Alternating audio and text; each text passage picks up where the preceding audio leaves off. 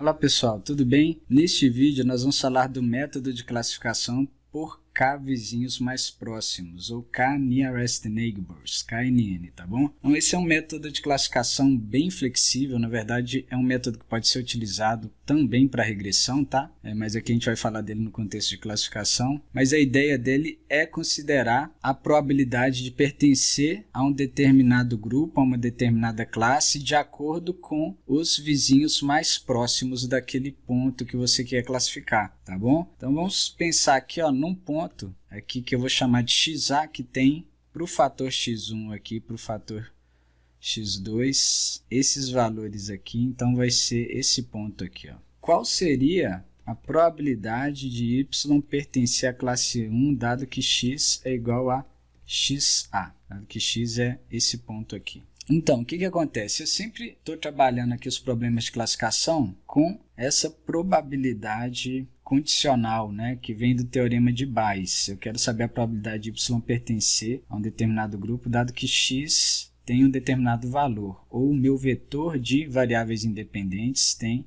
determinados níveis, tá? Para primeira até a késima variável regressora. Aqui nesse caso eu estou ilustrando para duas variáveis apenas e estou trabalhando o problema de duas classes, né? Então aqui eu estou colocando a probabilidade de y pertencer à classe 1, né? Porque eu sei que a probabilidade de pertencer à classe 2 vai ser 1 menos isso. Se eu tivesse mais classes, aí eu poderia colocar a probabilidade de y pertencer à classe j, porque logicamente esse problema aqui, porque logicamente o método KNN pode ser aplicado sim a problemas com 3 ou mais classes, tá bom?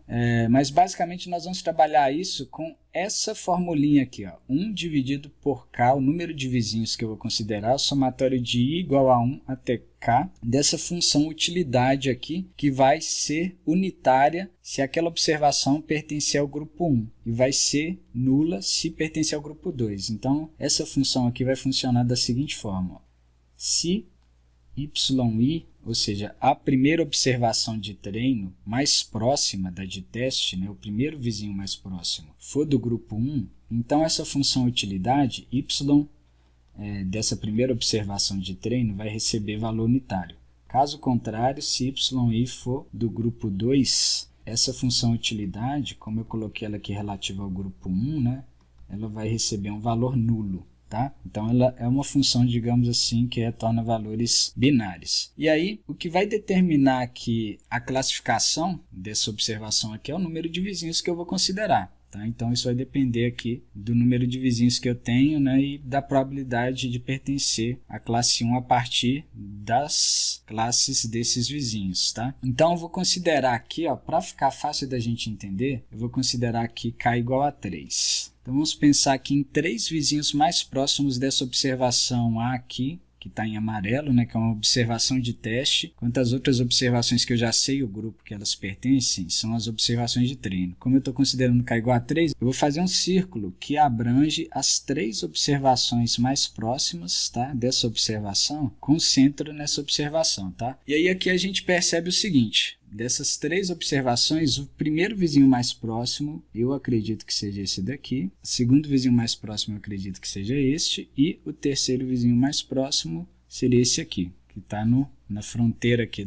do círculo que eu fiz abrangendo só 3 vizinhos, né? Então aí a gente vai classificar esse ponto amarelo de acordo com a probabilidade de pertencer ao grupo 1 ou 2. Aqui já está claro que ele tem 2/3 de chance de pertencer ao grupo 1. Então a gente vai classificar ele como pertencendo, essa observação XA como pertencendo ao grupo 1, tá bom? A fórmula funciona da seguinte forma. Eu vou fazer aqui, ó, 1 sobre o número de vizinhos, que é K nesse caso, vezes a soma do valor dessa função aqui de utilidade, que é I de yi igual a 1. Então, I de yi igual a 1 para o primeiro vizinho, que é da classe 2, esse vermelho, vai ser 0, porque se ele não pertence à classe 1, ele recebe 0, tá? Conforme eu expliquei aqui embaixo. E aí eu somo, agora mudando o i para i igual a 2, ou seja, para o segundo vizinho. Vamos colocar aqui o primeiro, segundo e terceiro vizinho, considerando a proximidade dos 3 aqui pela distância, que é a distância euclidiana. Então, o segundo vizinho pertence à classe 1, é verde, né? Então, se y2, nesse caso, é igual a 1, eu vou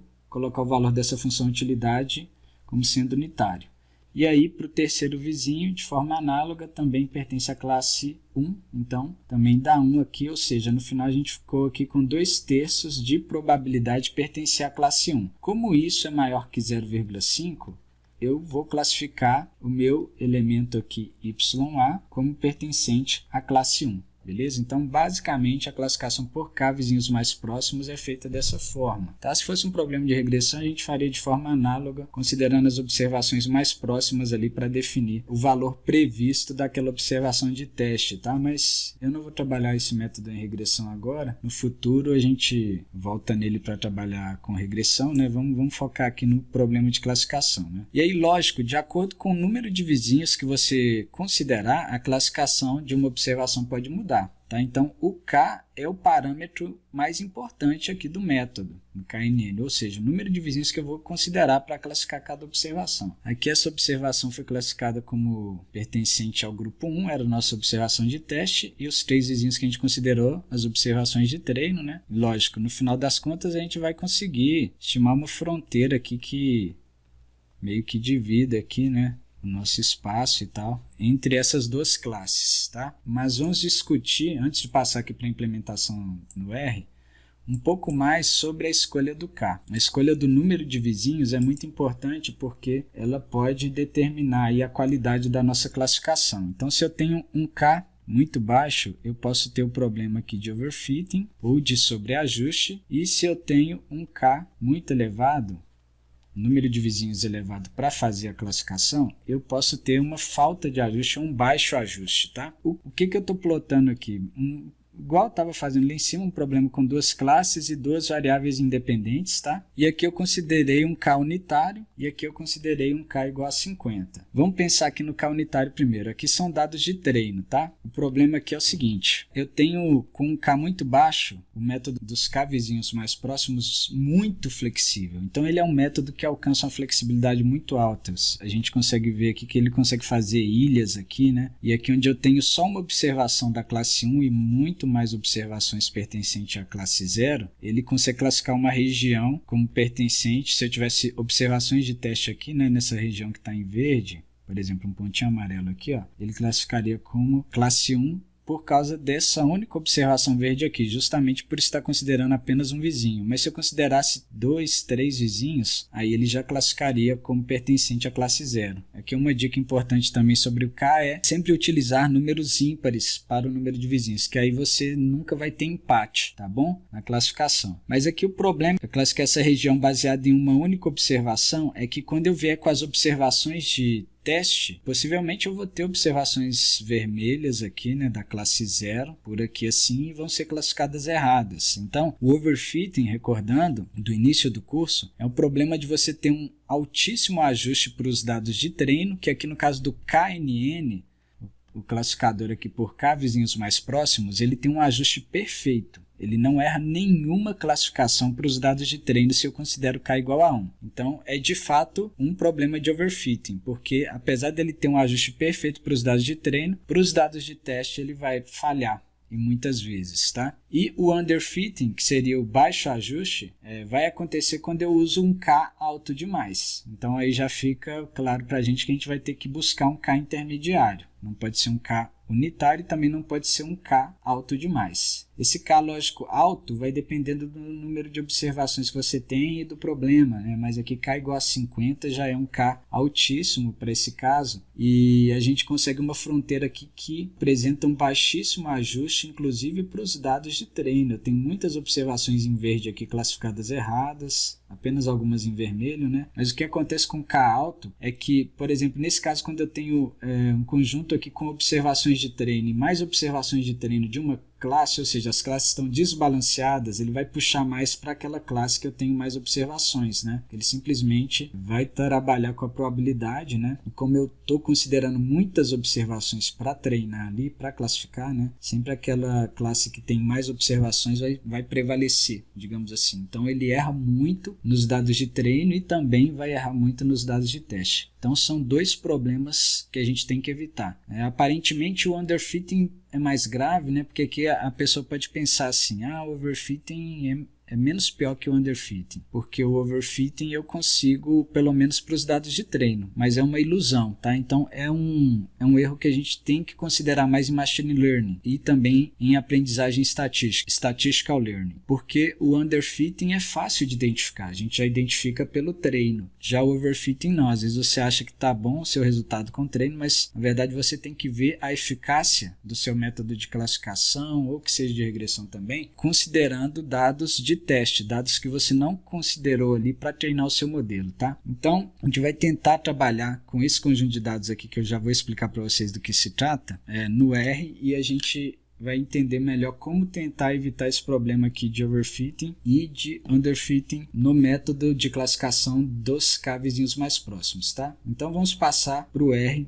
para trabalhar a implementação desse método. Então vamos fazer aqui uma implementação na linguagem R do método de K vizinhos mais próximos para classificação, tá? Então nós vamos fazer primeiro aqui uma validação cruzada para a gente definir o K, o parâmetro K, que seria o número de vizinhos que a gente vai considerar para a classificação, tá? E depois nós vamos ver mais detalhes aqui numa segunda parte. Primeiro, então, para fazer a validação cruzada, vamos entender aqui o nosso conjunto de dados. Eu peguei aqui um dataset aqui do pacote DAAG, que é esse dataset aqui Leaf Shape, que seria aqui sobre parâmetros dimensionais, parâmetros de forma de folhas, tá? Lá da Austrália, de várias localidades da Austrália. O que seriam as variáveis desse data frame? Eu tenho aqui o comprimento, petíolo, a largura das folhas, tá? A latitude da localização ali onde se encontra aquela folha, onde foi pegada aquela folha, aquela observação, tá? Depois nós temos esses parâmetros novamente aqui, os parâmetros dimensionais, comprimento, petíolo e a largura,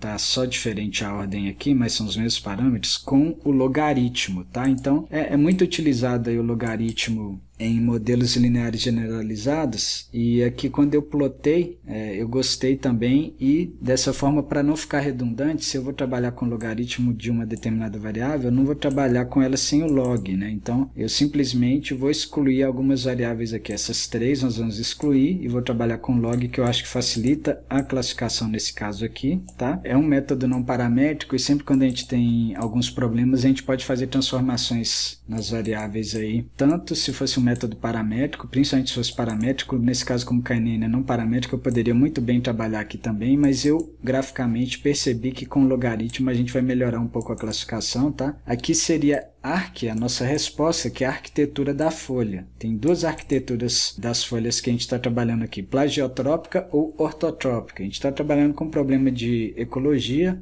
Acho que não convém a gente entrar em muitos detalhes, mas aqui tem uma referência se você quiser mais informações, tá? E aqui uma localização, né, daquela folha, ou seja, é um fator com 1, 2, 3, 4, 5, 6 níveis, tá? Só que se você observar a localização aqui e a latitude no nosso data frame, vou mostrar para vocês aqui, ó. Basicamente, a latitude ela só vai mudar na hora que muda a localização. Então, de certa forma, ou eu trabalho com a latitude ou com a localização. O pacote que eu estou trabalhando ali para fazer o método dos K vizinhos mais próximos, eu teria que codificar isso aqui em 6 níveis. Então, já que aqui já está numérico, a latitude, é melhor eu trabalhar com essa variável e excluir essa daqui. Então, nesse sentido, além de fazer aqui uma omissão aqui de dados não disponíveis, NA, Not Available, eu também estou excluindo aqui as primeiras 3 colunas para não ter redundância, que eu resolvi trabalhar com log daquelas variáveis dimensionais, e a nona, que seria a localização, que eu já estou trabalhando com isso como sendo a latitude, tá? Então, vamos fazer esse NA aqui, que nesse caso não vai fazer diferença, porque a gente não tem nenhuma observação sem a coleta de alguma das variáveis independentes ou da resposta, então o data frame está completo, mas é bom fazer isso aqui sempre por precaução, principalmente quando você tem conjuntos de dados muito longos, tá? Na verdade, tem alguns métodos que você precisa fazer isso e outros não. Tem métodos que não dá para você trabalhar se você não tiver a observação completa ali, tiver todas as informações de cada linha, tá? E aqui eu coloquei um setseed2 só para a gente controlar aqui a aleatorização, porque quando a gente está fazendo validação cruzada, nesse caso com o método kfold, nós vamos sortear aqui as observações pertencentes a cada partição, né? E então tem um processo aleatório. Então, para a gente ter um resultado igual, faça isso também, setseed2, para a gente ter a reprodutividade aí da minha análise e da sua. Então, primeiro eu vou fazer aqui com o pacote caret, Isso já vem muito simples dentro desse pacote para a gente. Vamos dar mais uma olhada aqui nos nossos dados filtrados, tá? Então a arquitetura aqui tem 2 níveis, 0 e 1, tá? E as nossas variáveis latitude, log da largura, log do petíolo e log do comprimento. A primeira coisa aqui, eu vou definir aqui um TR control que é um parâmetro para o nosso treinamento aqui a partir da validação cruzada, que nesse caso eu determino o método de validação.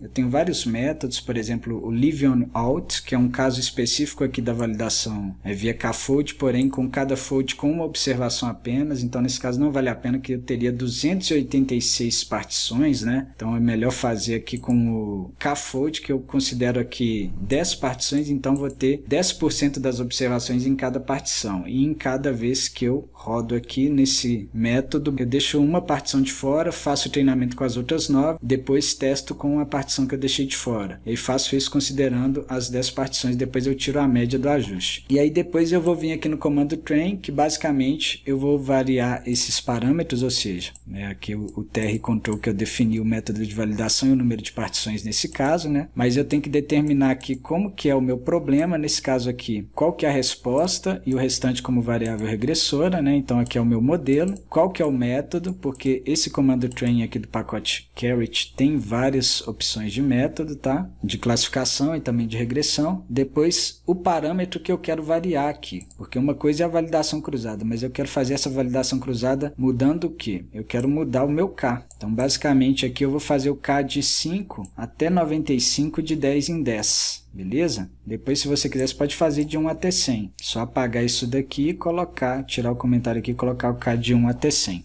Mas eu vou fazer dessa forma aqui primeiro, tá? Não vou considerar K igual a 1, porque a gente já viu lá que dá overfitting, dá sobreajuste, tá? E a métrica que a gente vai trabalhar aqui é a acuracidade, ou seja, a proporção de acerto do nosso classificador. Variando o nosso K, para cada K, por exemplo, para K igual a 5, ele faz 10 vezes, considerando as 10 partições, depois ele tira a média da métrica aqui, e é isso que ele fornece para a gente no final, tá? E aí variando o K a gente consegue ver como que evoluiu tudo isso aí. Então aqui nós vamos definir aqui os nossos parâmetros de treino, né, que é o método de validação que a gente está usando, que é o kfold, que nesse caso eu tenho que entrar aqui com CV, e o número de partições que a gente quer. E agora sim a gente pode fazer essa validação cruzada. Eu chamei o meu resultado aqui de knn.cv, tá, de cross validation. Depois eu posso ver aqui os resultados no console, e a gente vê aqui que à medida que aumenta aqui o número de vizinhos que eu considero para classificação, a proporção de acerto vai caindo, e depois a gente pode plotar isso e a gente percebe que para esse caso aqui o melhor classificador, o melhor parâmetro aqui seria o K igual a 5, ou seja, o KNN com K igual a 5 seria o meu melhor modelo de classificação para esse conjunto de dados, tá? Mas se você quiser, faça isso daqui, ó, para você ver aqui,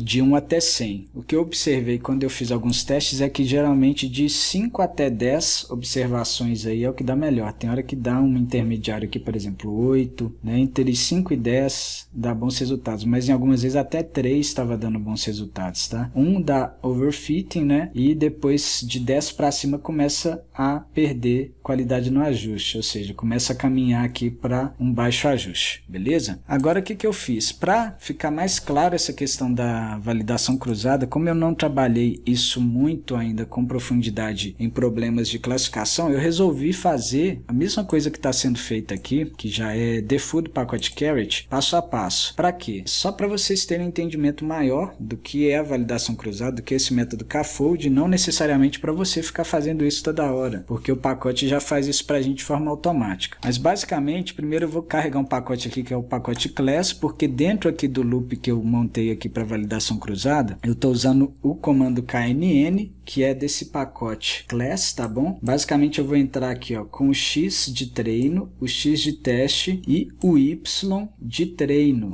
ou seja, a coluna ali dos meus dados que determina a classe para aquelas colunas de treino, tá? E o número de vizinhos que eu quero considerar, isso é o mais importante, tá bom? Dos parâmetros aqui do método. E aí, primeira coisa que eu fiz, depois de carregar esse pacote aqui, é criar um data frame, deixa eu mostrar para vocês aqui, ó, que vai ter duas colunas, a coluna K e a coluna R2. R2 eu atribuí com valores nulos, ou seja, eu pré-aloquei com 0 porque a gente vai mudando isso aqui dentro do loop. Para cada vez que a gente rodar ali o K no loop, né, ele vai fazer para 10 folds e tirar a média e colocar aqui o resultado médio da acuracidade para aquele K, que foi testado 10 vezes, considerando 10 partições dos dados, tá? E vai fazer isso de K igual a 5 até K igual a 95 de 10 em 10. L igual a 1 é simplesmente para eu ir mudando a linha aqui para ele atribuir o valor de R2 médio lá dentro do loop, tá? Então ele faz L igual a 1, mas depois ele vai fazer L igual a L mais 1 lá no final do loop. E FR seria o quê? Seria o número de observações que eu vou considerar por partição. Eu considerei aqui 10%, ou seja, 28 observações, eu estou truncando na verdade aqui, não é exatamente 10% dos dados, porque isso não dá inteiro, né? Então estou considerando 28 observações para fazer isso por cada partição, tá? E aqui seria o nosso loop. Eu não vou rodar ele agora, primeiro eu vou explicar tudo e depois eu rodo. Na verdade eu tenho um loop duplo aqui de certa forma. Primeiro eu tenho um for aqui, variando o número de vizinhos, eu coloquei aqui J de 5 até 95 de 10 em 10, tá? E depois eu tenho um loop aqui que vai variar a partição, vai variar o fold, tá? Então basicamente antes de vir aqui para os folds, né, a primeira coisa que a gente faz é o seguinte, vai começar com J igual a 5, aí ele vai definir um NR que é um vetor de 1 até o número de linhas que a gente tem aqui dos nossos dados, então é um vetor de 1 até 286, tá? E depois ele vai criar aqui um vetor de observações nulas só para armazenar o R2 de cada fold, que depois a gente vai tirar a média disso para armazenar aqui no nosso restest para aquele K. E depois aqui um KKK que eu criei que vai receber o J, que é o número de vizinhos que eu vou considerar aqui que vai variar nesse loop. Tá? Eu poderia ter deixado o próprio J, mas eu quis criar uma outra variável só para ficar bem claro. Aqui dentro do loop de validação cruzada via K-fold, como eu considerei aqui, ó, 10%, né, em cada fold, lógico, tem que ter uma consonância com isso, ó, eu vou fazer 10 folds, então de 1 até 10, 10 partições. E aí, logo no início, ele vai sortear de todos os nossos 286 aqui observações, ele vai sortear 28, que é o nosso FR, sem reposição, então sorteio sem reposição. Depois que ele faz esse sorteio, eu até criei algumas coisas aqui dentro do loop, se vocês quiserem tirar o comentário aqui na hora que vocês forem rodar, que é simplesmente para ele armazenar alguns resultados, que ele pode salvar a partição para vocês conferirem se ele não está sobrescrevendo e tal, se o meu raciocínio aqui ficou correto e tal. Mas enfim, isso é só no início, depois não tem necessidade de ficar salvando porque ele cria muitas variáveis aqui, eu acho que, lógico, vai aumentar o tempo computacional um pouco, mas é interessante ver nas primeiras vezes que vocês rodarem isso. Depois que eu faço o sorteio aqui de 28 observações, aí eu vou pegar nesse vetor aqui de 1 até 286, pegar as observações que a gente sorteou aqui e colocar NA no lugar delas, um valor como se eu estivesse excluindo aquela observação para ela não ser sorteada no próximo sorteio, porque aqui ó, eu só estou sorteando NR que seja diferente de NA, tranquilo? É basicamente essa condição que a gente faz aqui para não ter repetição entre os folds, tá? Se a gente estivesse fazendo via Bootstrap, que é outro método de validação cruzada, aí a gente poderia considerar a repetição, tá? Mas aí o Bootstrap a gente faria sorteio aí com um número maior de observações, tá? Não seria bem essa ideia de partição, não. E aí depois eu vou pegar e separar os dados de treino, considerando a partição sorteada. Na verdade, não é bem aqui, igual eu coloquei no comentário, da partição sorteada. É exceto partição sorteada. Então eu estou subtraindo aqui aquelas que foram sorteadas que vão ser para teste, né? Então 286 menos 28 vão ser para treino e o restante vai ser para teste. E aí, conforme eu expliquei aqui no nosso comando knn, ó, eu entro aqui com dados de treino, ou seja, isso que eu acabei de separar, né, para treino, só que eu excluo a coluna da resposta, porque aqui no primeiro argumento só entro com x de treino. Depois eu entro com x de teste, então são as observações que a gente sorteou, então ao invés de estar menos fold aqui, eu coloco fold, né, e aqui também excluo a coluna da resposta, que é a última coluna, a quinta coluna. E depois aqui eu entro com as classes das nossas observações de treino, ou seja,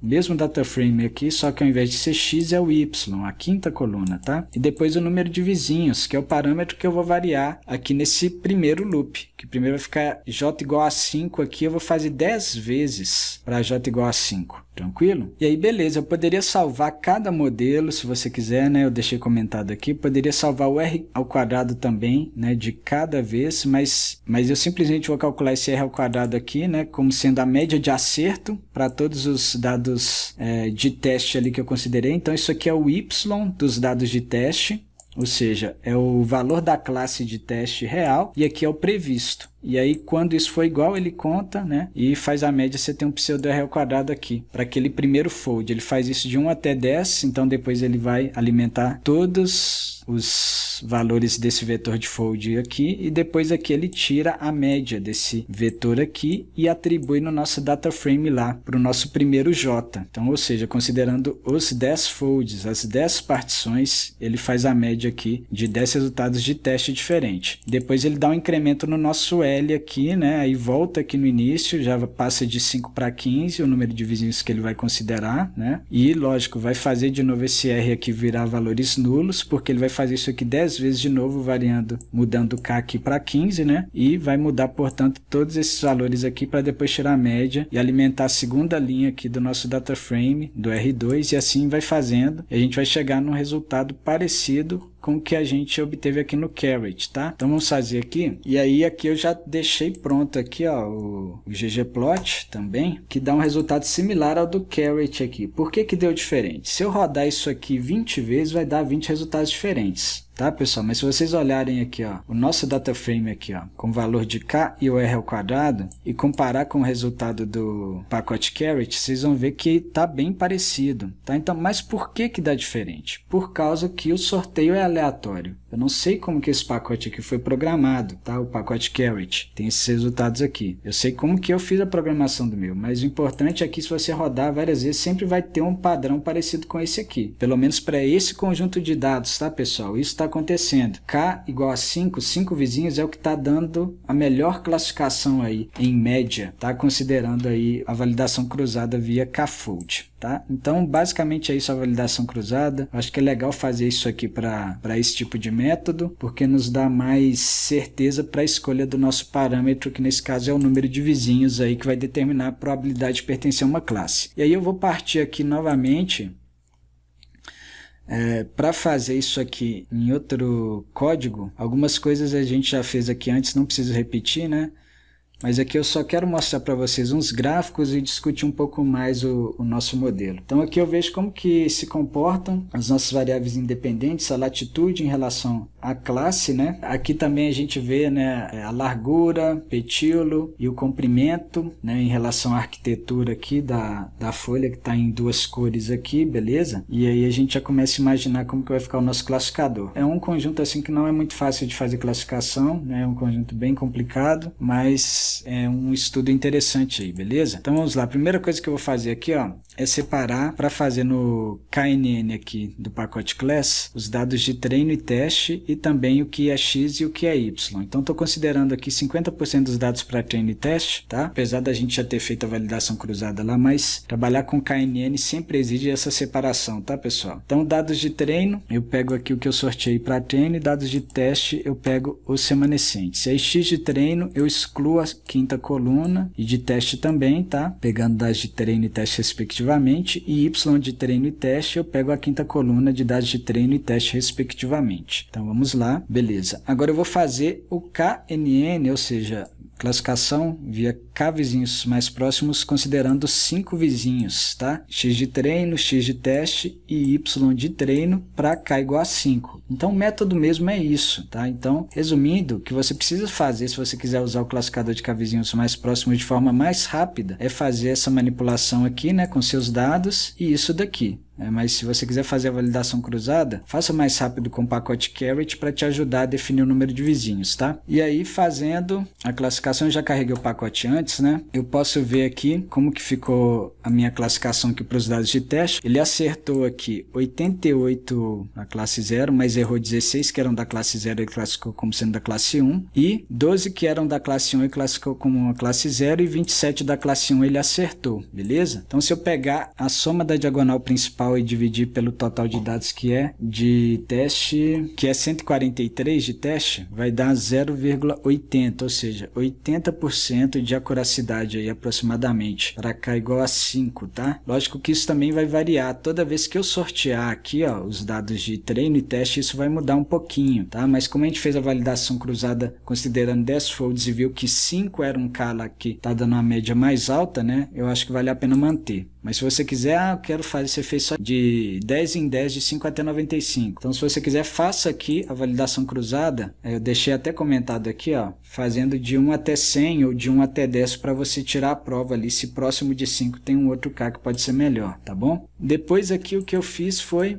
fazer um gráfico no ggplot, igual eu tenho feito. Primeiro eu criei um grid aqui e classifiquei todo esse grid. Eu peguei duas variáveis só, tá, pessoal? Porque aqui são 4, eu escolhi duas que eu achei mais interessantes aqui, né? Aqui tá 50, na verdade, K igual a 5. E aí eu fiz a classificação do KNN considerando só essas duas variáveis, tá? Para esse grid como sendo os nossos dados de teste. E depois eu plotei aqui primeiro para os dados de treino, tá? Então estou plotando o grid aqui com o raster, ou seja, vai fazer um gráfico de contorno aqui em duas cores das duas classes. Depois eu ploto os pontos por cima aí das observações de treino, tá? Então tá aqui, esse seria aqui o nosso resultado da nossa classificação considerando só essas duas variáveis, tá? É uma simplificação do primeiro modelo, porque para 4 variáveis não dá para a gente enxergar, né? Mas aqui basicamente dá para a gente ver o comportamento aí do nosso classificador, tá? Para os dados de treino e depois como que ele se comporta aqui para os dados de teste, tá? Então aqui a gente consegue ver algumas observações que ele classificou errado, né? Enfim, esse tipo de problema aqui, como eu tenho uma correlação alta aqui, né? Entre as duas variáveis independentes, tem muitas regiões aqui que não tem dados, né? Fica difícil de explorar, mas também não tem muito problema, eu não vejo problema porque o que importa é a região onde a gente tem dados aqui, né? Como que ficou a nossa classificação, tá? É um método bem flexível, conforme eu já tinha discutido para vocês, o que a gente está considerando que é igual a 5. Então essas regiões aqui, ó, ficaram em rosa, porque considerando qualquer ponto de teste que você colocar nessas regiões aqui, sempre dos 5 vizinhos mais próximos eu vou ter no mínimo 3 que são vermelhos, tá? E aí o restante aqui, né, que está em verde é porque eu tive mais, no caso aqui das observações, o treinamento foi feito com essas observações aqui, aquelas lá eram de teste. No caso das observações de teste, tudo que está em verde aqui, ó, porque eu tinha mais probabilidade, considerando os 5 vizinhos, né, de pertencer à classe verde, tá? E depois eu fiz uma outra coisinha aqui de validação cruzada, que é uma coisa que o Trevor e o Hest fazem lá no livro Introduction to Statistical Learning with R, Introdução à Aprendizagem Estatística na Linguagem R. Basicamente eles fazem, para um conjunto de treino e teste, eles plotam como que vai variar a qualidade da classificação com o aumento do número de vizinhos, tá? Só que o que a gente vai fazer aqui? Ao invés de eu plotar aqui de 1 até 100, o nosso R ao quadrado, o pseudo R ao quadrado, eu vou plotar 1 sobre 1 até 100, porque eu sei que com K igual a 1 é onde eu tenho overfit. Então, estou plotando ao contrário, digamos assim, tá? De 100 até 1, só que a razão de 1 sobre 1 até 100. Então, 1 dividido por 100, 0,01, né? E 1 dividido por 1 seria o último valor unitário. Vamos plotar que fica mais fácil de explicar. Ó. Aqui seria K igual a 100. Eu estou plotando 1 sobre K, basicamente, tá? E aqui seria o nosso erro.